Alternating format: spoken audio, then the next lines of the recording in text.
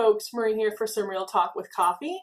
I just wanted to hop in today to say that nobody can respect boundaries that they don't know. All right, and I've been thinking about this a lot. I have talked to a lot of people about setting boundaries, figuring out what your boundaries are, all of that. But I would think about all the times I get frustrated with my children or my spouse or other people in my life when they've sort of they've crossed a boundary with me, right? They've tried to talk to me when I wasn't ready to listen, or they've like touched my body more than I wanted to be touched, i.e. my oldest child, or whatever it is. And one thing I'm realizing is that nobody can actually respect a boundary that they don't know about. And sometimes it feels like we have to communicate boundaries more than we should have to.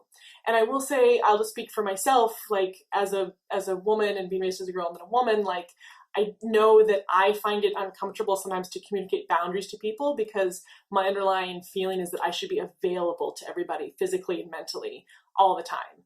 I know that's not true, but I always feel it feels hard for me to name those boundaries and say them to other people. But it's something we have to do.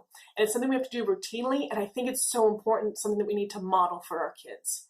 So today, I just want you to take a minute to think about what boundaries you have, maybe what boundaries have been crossed for you recently, and really think like, how can I communicate this if I haven't already? Because nobody can respect a boundary that they don't know about, even when it's hard to tell them. All right, so that's just a thought I had.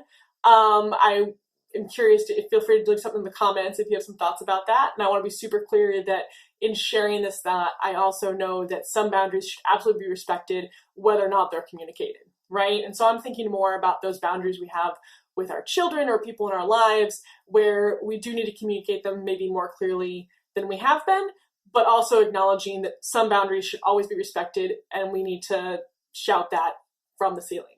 All right. Thank you so much for watching.